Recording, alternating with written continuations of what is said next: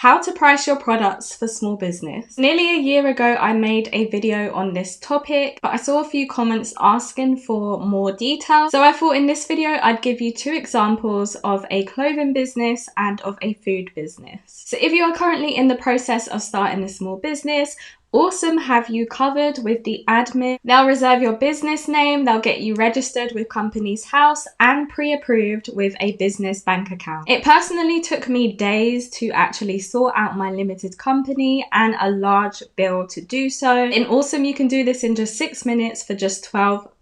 There is zero paperwork and you are able to be paired with a real human being so that you can ask any questions along the way. So if you're interested in setting up a LTD, use my code UKCurlyGirl100 for OSome down below to get the special offer of a limited company and business bank account for just £12. So let's just get straight into the video. So the importance of pricing your products is so that you can actually pay yourself first from your business, from your profits, so that you have a healthy profit margin. And it just helps for the future of your business. If you want to scale, if you want to actually sell to retailers, if you have a larger profit margin, it's going to make it much easier for you to do so. If you want to have a healthy business savings account, if you want to invest in more inventory, invest in staff, these are all things that you can be doing if you have a larger profit margin, because you can then reinvest some of the profits back into your business. So I've left a link below in my description box to a free resource from Shopify, which helps you to calculate what your profit margin is,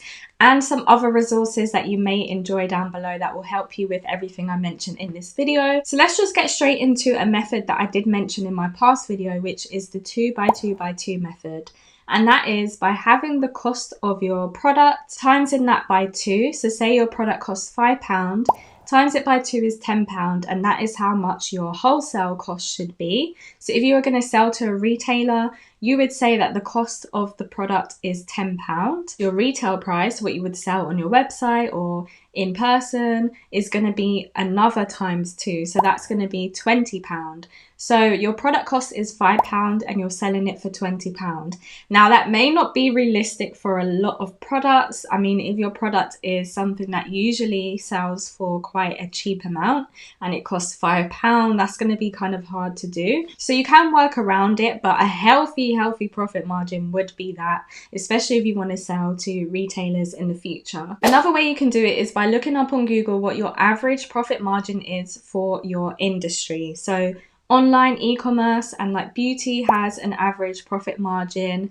There are also profit margins on average for restaurants and clothing businesses. Different types of industries have different profit margins. So you definitely want to have a look at what the average is and maybe work it out that way. So in order to really find out how much your product does cost, I want to give you an example of a cupcake business. So say you are Tammy and you have started a home business baking cupcakes, and you're going to actually deliver the cupcakes to people, or they can come and collect them. So first of all, we need to figure out how much it costs to make one cupcake. And with that cost, we can then decide how much we are going to charge. So first you want to really break it down into what actually goes into making one cupcake. So that would be how much flour you use, how much icing, how much sugar, how much one cupcake holder costs, and how much time it takes you to make that one cupcake. So you may be wondering, okay, how can I figure out how much flour costs for just one cupcake? What you can do is figure out how much it costs to buy a bag of flour, and then say you use, this is real random, so please do not look at my measurements, but say you use like 100 milligrams for one cupcake. I know that's probably terrible, but your bag of flour is 200 milligrams. That means that if the bag of flour costs £2, it costs you £1 to make one cupcake, because you want to half that. So you want to really get your calculations out, get your calculator, get your measurements and figure it out, because this is going to really help you in order to make a profit once you have summed up everything. Now, when it comes to the time you've spent making it, you want to measure up how long. Say it takes an hour. You can then pay yourself, say, the minimum average wage for your country. I know here in the UK currently Currently, at the time of making this video, it is £9.50.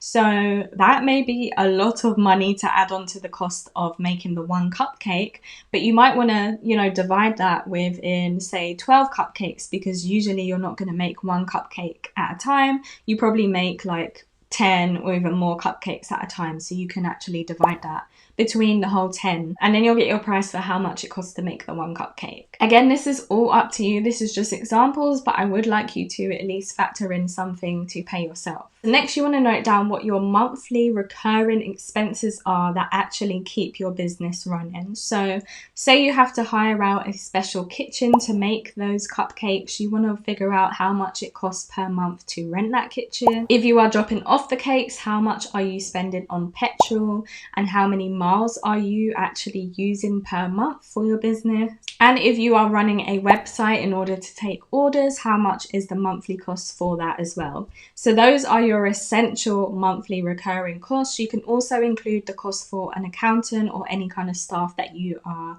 needing to pay every single month. So once you have all of these written down, we are then going to put them into a spreadsheet in order to keep things neat and tidy, and also help us calculate how much profit we're going to make and how much we should actually price our items at. As promised in the beginning of the video, I did mention I was going to also include a clothing business. So let's, for example, talk about a t-shirt line. For one t-shirt, you are going to want to figure out how much it costs to buy the t-shirt, how much it costs to have a customized tag, how much it costs to have an actual packaging, a poly bag for that one t-shirt, how much it maybe costs for you to have customized logo embroidered onto it. If these are all extra costs, you want to make sure you calculate what every single one costs. If you're buying it ready-made and you just have to pay for the one t-shirt, that is how much your t-shirt costs. But you do want to figure out how much the packaging for the t-shirt costs and how much the shipping was for that t-shirt to be shipped to you in order for you to then ship to your customer. Again, we do want to pay ourselves, so I would also figure out how long it takes you to pack one t-shirt